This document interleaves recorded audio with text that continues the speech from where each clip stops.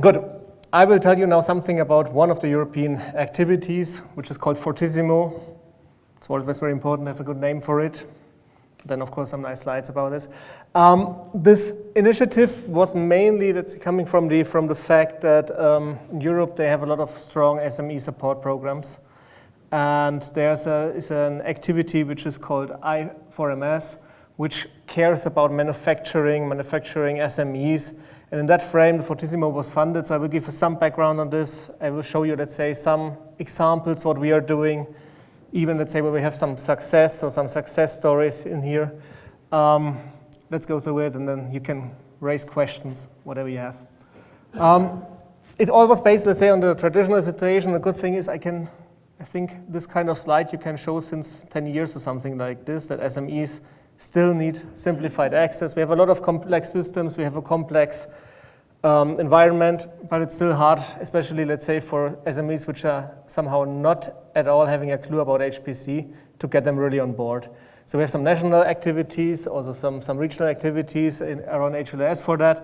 But on the European level, we said, okay, SMEs, ideally, first of all, they understand the benefits of HPC. If you want to convince them to use a system, they should understand, let's say, what could be the benefit, especially also in monetary activities. And this is not like a research project where you say something like, okay, just invest for 1 year €1 million, and afterwards we tell you if, let's say, there was some benefit for you or not.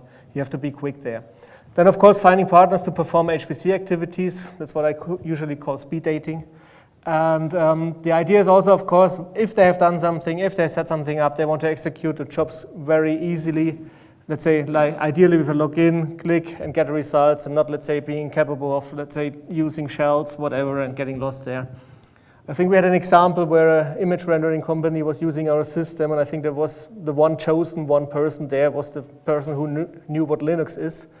And I think he left the company now, so they're doomed now forever. And thus we see that kind of need. And they don't have, let's say, the money to let's say, invest into experts and the training and everything on a glance without knowing what can happen. And ideally, that's the reason for Fortissimo. They want to have all at one place, so like a one-stop shop, getting access to it. So Fortissimo, the idea is to build a cloud of HPC resources, and forgive me that I talk about HPC cloud, cloud of HPC, whatever. Look what I present to you, and then you will see some, let's say, kind of an intelligent definition of HPC cloud. There were some SMEs initiatives before that, Fortissimo and I4MS complete this. The idea is really here to focus on the problem solving, not technology development. So the idea was to take what is there, not going to the centers and say, by the way, you have to install this and this, and you have to change your whole way of doing things, and you have to change your batch system, etc. But really taking things which are there, bringing them together, and let's say invest a bit on glue code, but not really, let's say, re-implementing or reinventing the wheel completely. So these are the buzzwords which are very good and, of course, let's say relevant. Easy and cost-effective access to advanced simulation services, cloud infrastructure consisting of HPC resources. And the idea in Europe was to become the portal at choice. We know that there are, let's say, several activities out there which claim to do the same things. Uber Cloud is one example, etc. But they all have some sort of drawbacks. And thus, let's say, this was an activity which was heavily accepted. I give you some numbers later where you see this. So the idea is you have the members of the value chain, you have the service provider normally, you have the HPC expert, you have the ISV, you have the application expert, and a research software provider, and the end user somehow in the middle. And if you span this up, and this is the concept of the marketplace, let's say you have different activities where you bring them in different, let's say, combinations together. Sometimes all of them are involved, sometimes only parts of them are involved, sometimes the same entity has several roles, like bringing in their own code, but being also the end user, etc. So you have to understand, let's say, the really needs of this kind of different combinations of things. And somewhere below, you have this Fortissimo HPC cloud. So this is just a nice picture showing you, let's say, we have asked those, let's say, providers where we know that they have a history to work together with industry. So it was not about having all big centers, tier 0 centers together, but really having the ones where we say, okay, these people know how to work with industry. Yeah? And I think this is a nightmare for everybody who's just, let's say, concentrating on academic users.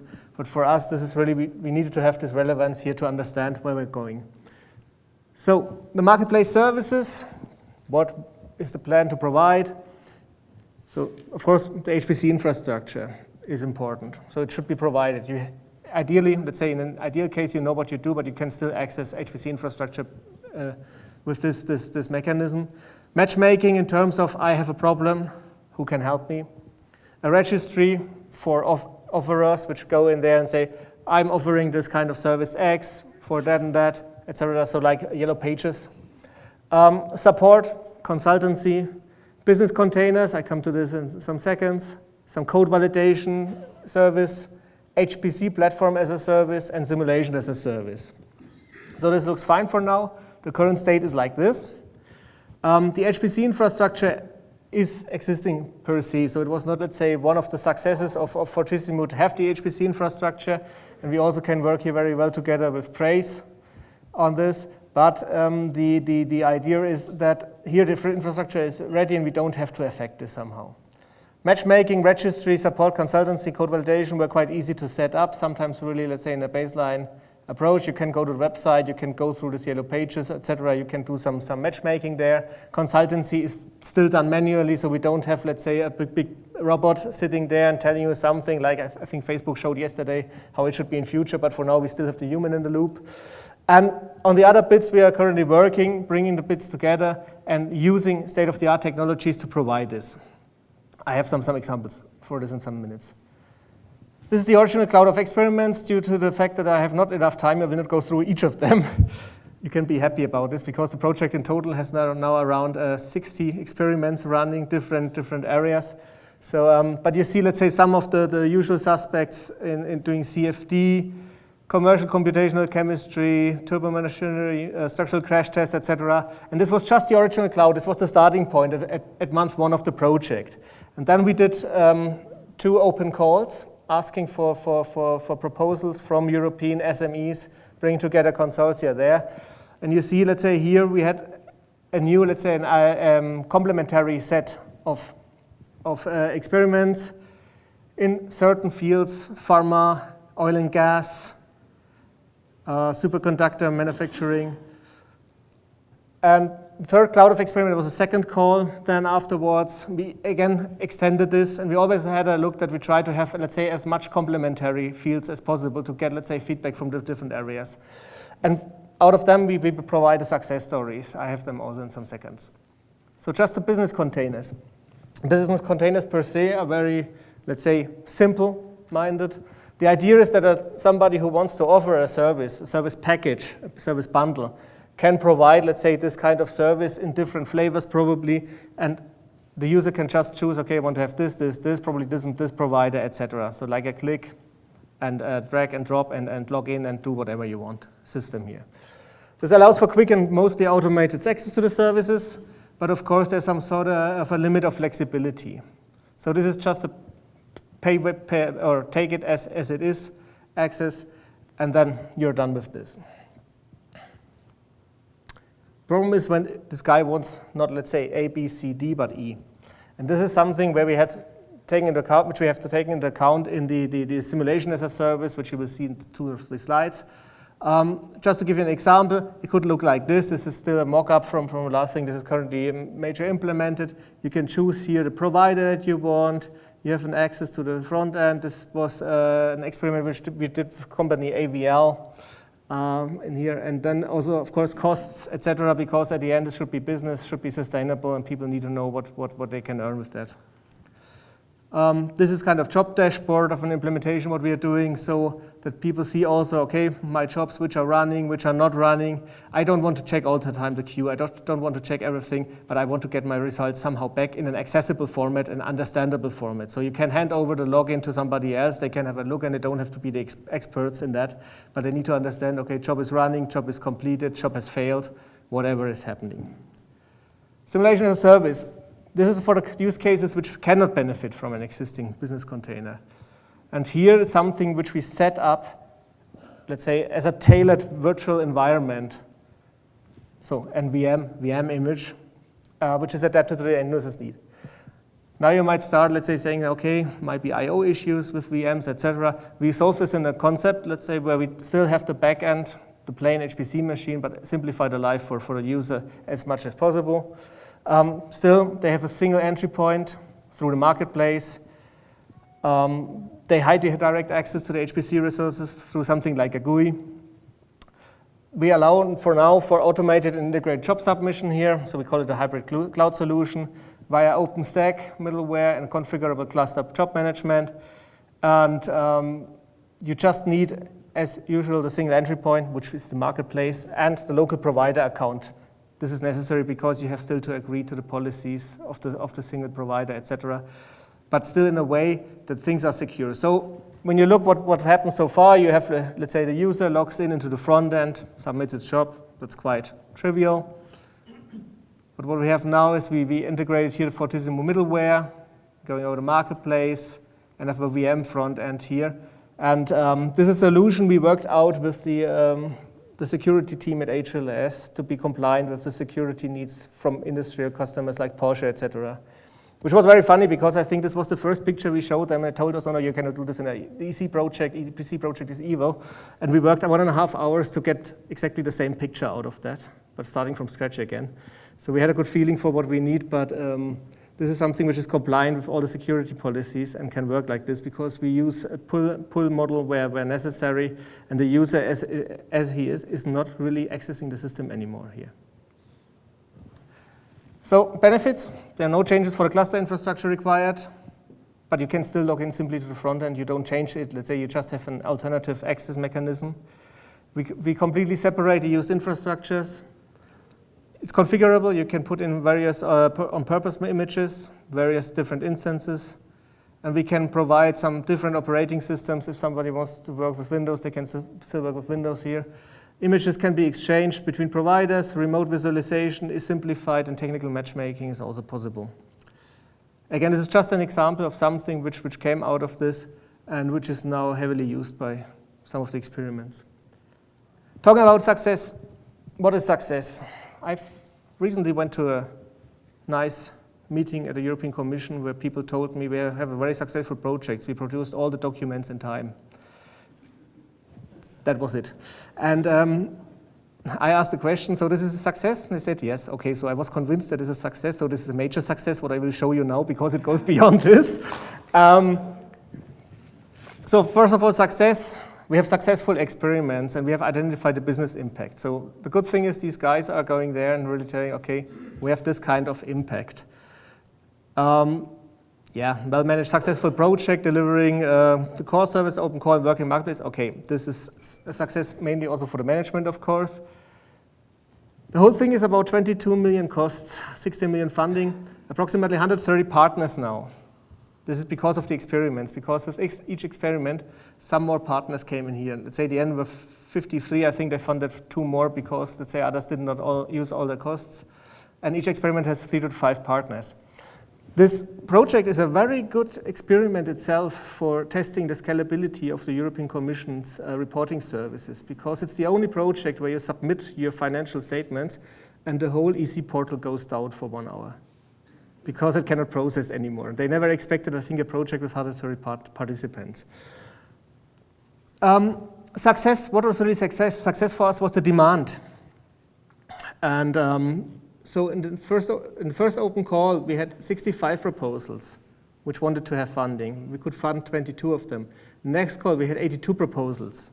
We funded 11 of them. We did some optimization of the arrangement for the SMEs because the IPR issue popped up very quickly. But yeah, let's say they don't have, let's say, any problems with this because we have some sort of an IP bubble which is there, and they only get put out what's really acceptable by them. Yeah, and dealing with the cash flow within EC grant constraints is again something for the management mainly. So what we did is we started to work on success stories from the experiments. And if you look on the webpage of Fortissimo, the link will come later, you will find that you can download a booklet there with all the success stories in, let's say, in a certain way, showing what was the idea, what was, let's say, the challenge here, and what's really the business benefit. So one success story is Pipistrel. It's an SME in Slovenia. They do some new aircraft design. And they were really able to do, let's say, all the things they want to do from now on 10 times cheaper and 10 times faster, and they had not used really HPC before with this. Ergolines, they work in the steel technology area, and they calculated a saving between 420,000 and 600,000 euros per year, which is also, let's say, I think, not peanuts in the terms. So what happened is, we had Fortissimo with focus on advanced simulation and modeling services, specific focus on manufacturing SMEs. And we now started Fortissimo 2 as an extension to this, working especially on coupled applications and big data analytics. And we also see here, and the interesting thing, Fortissimo 2 has a different funding model, because Fortissimo 2, the industrial partners have to pay parts of their costs themselves. In Fortissimo 1, it was still, let's say, as an appetizer fully funded by the Commission. Now they have to pay parts of this, but the interest is the same after we have provided these first success stories. And this shows us, let's say, there was some sort of an impact, initial impact now, because we, of course, it's easier at the beginning if you fully fund the costs of them. They are more open to work together with you. But for us, this was really the interesting bit. Will they also come in? And we have an open call running now, and people are really bombing us with proposals, because if you start once with the SME and say, okay, they have a success, the others say, I also want this. But you have to go to this place where you have the success stories in place. And that's it from my side. So this is the website here. Go to the website, have a look there. We will do regular updates of this. We were doing a major rechange because an artist told us it's not so nice as it could be. And yes, the booklet is also there. Yes, you're going to get questions. Yes. So when you said, so many submitted applications, but a smaller number were funded, was that because of budget or because some of them didn't qualify? Both.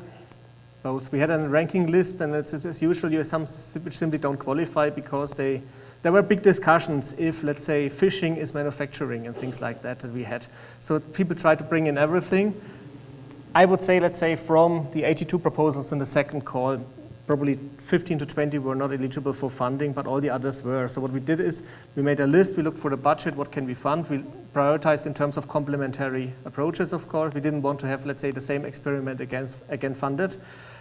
But what we also did is we still were, let's say, keeping in contact with the applicants and trying to do this kind of what I call speed dating, bringing them together with the center so and see, let's say, in how far they can also do, let's say, out of the scope of Fortissimo, some initial work together. So this is also a benefit for the centers themselves. And the second and last question for me is that, is there a pattern to how people find out about the program? Because there are so many SMEs. Yeah. How do people find out? So first of all, we try to use all the channels that we have. Let's say there are some parties in the project which are, let's say, which dedicated their life to inform people by having workshops, having done things like that. We come to nice places like this one here, showing, let's say, the successes, of course. The Commission is heavily advertising this in all their areas, and of course it has to be somehow, you have to do the publicity work in that regard, definitely. Yeah. Susie? Hi. A couple of quick questions. First, how do you define SME for the call for proposals? Oh, that's very easy. The Commission has a nice list of boxes that you have to tick there. Okay. Number of participants, etc., yearly turnover, etc. And second question, now that you're in round 2, or your second call,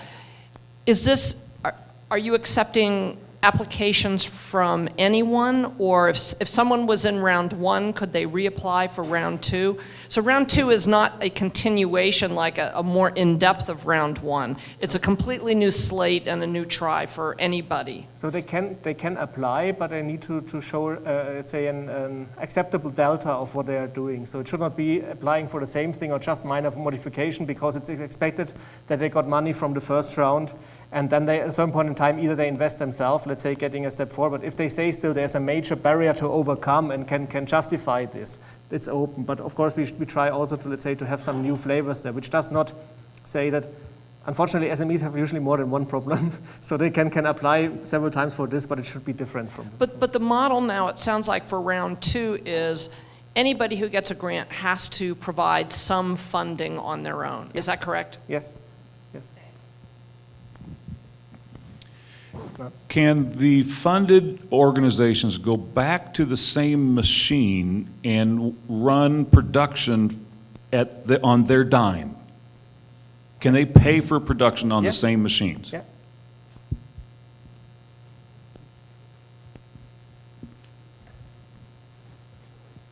Any further questions? If there are no further questions, I would like to thank Bastian for his presentation.